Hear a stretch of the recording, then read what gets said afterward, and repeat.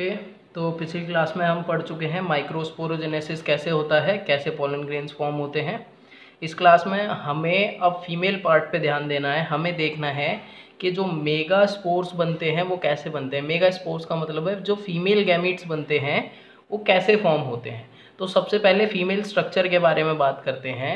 जब हम female structure के बारे में बात करते हैं तो हम देखते हैं गाइनोशियम प्लांट का फीमेल स्ट्रक्चर होता है, और इस गाइनोशियम के अंदर जो पूरा स्ट्रक्चर होता है उसे पिस्टल कहते हैं।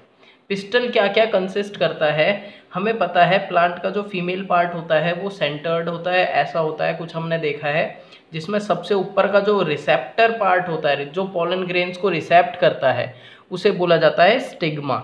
उसके नीचे एक tube like stock like structure होता है जिसे स्टाइल बोलते हैं, और जब नीचे आते हैं तो एक बल्ब लाइक स्ट्रक्चर हमें दिखता है। ये जो बल्ब लाइक स्ट्रक्चर होता है इसे बोला जाता है ओवरी। इस ओवरी के अंदर एक सर्कुलर स्ट्रक्चर प्रेजेंट होता है जिसे ओव्यूल बोला जाता है, और यही ओव्यूल मेगास्पोरेंजियम भी कहलाता है। तो ये जो ओव्यूल होता है ये ओवरी से अटैच होता है with the attachment called placenta. Placenta क्या है? प्लासेंटा एक कुशन लाइक स्ट्रक्चर होता है, एक कुशन तकिए जैसा स्ट्रक्चर होता है जो ओव्यूल को ओवरियन वॉल से, ओवरी की वॉल से अटैच करके रखता है। तो ओव्यूल ओवरी से अटैच होता है, ओवरी लिंक होती है स्टाइल से, स्टाइल जाके रिसेप्टर पे लगता है। रिसेप्टर माने जो पोलन ग्रेन्स को रिसेप्ट करेगा, दैट इज स्टिग्मा, और ये पूरा स्ट्रक्चर कहलाता है पिस्टिल। अब ये जो पिस्टिल है हमें पता है ये अटैच होता है थैलेमस पे। अगर थोड़ा और जानना चाहें तो हम देखते हैं कि जो फीमेल गाइनोशियम पार्ट होता है किसी भी फ्लावर में, on the basis of flowers ये दो तरीके के हो सकते हैं। दो प्रकार के फ्लावर्स हमें मिलते हैं on the basis of pistil. एक हो सकते हैं, पिस्टिल को हम कार्पेल भी कह सकते हैं, मोनोकार्पिलरी और मल्टी कार्पिलरी। मोनोकार्पिलरी का मतलब है कि उस फ्लावर के अंदर सिर्फ एक ही कार्पेल या एक ही पिस्टल प्रेजेंट है। मल्टी कार्पिलरी का मतलब है उस फ्लावर के अंदर बहुत सारे पिस्टल्स प्रेजेंट हैं। अब अगर बहुत सारे पिस्टल्स प्रेजेंट हैं तो उनकी दो कंडीशंस हो सकती हैं, या तो वो एक साथ अटैच हैं या वो सेपरेटेड हैं, या तो वो फ्यूज्ड हो सकते हैं। अगर वो फ्यूज्ड हैं तो उन्हें सिनकार्पस बोला जाता है, और अगर वो अलग अलग हैं, अलग अलग हटे हुए हैं, तो उसे एपोकार्पस कहते हैं। तो ये पूरा स्ट्रक्चर और थोड़ी सी नॉलेज हमें समझ आती है पिस्टल के बारे में। इस पिस्टल के बाद हमारा जो मेन जो पढ़ने का टॉपिक है वो है मेगास्पोरेंजियम। तो अब हम पढ़ेंगे स्ट्रक्चर ऑफ मेगास्पोरेंजियम। तो ये मैंने एक टीएस काटा हुआ है, इसको आप देख सकते हैं। ये एक ओवरियन वॉल है, हमने ओवरी के नीचे का स्ट्रक्चर लिया है। इस ओवरियन वॉल के अंदर क्या है?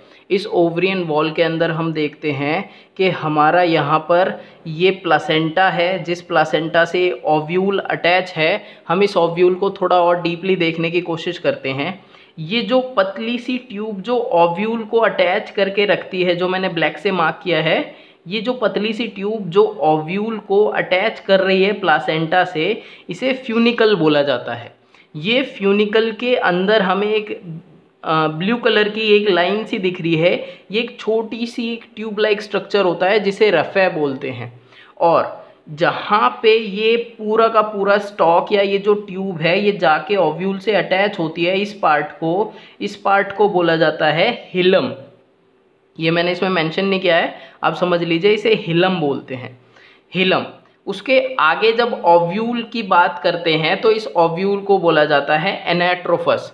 एनाट्रोफस का मतलब क्या है? ये ओव्यूल सेंटर्ड लाई डाउन है। सेंटर्ड लाई डाउन का मतलब है इसका मुंह नीचे की तरफ खुल रहा है।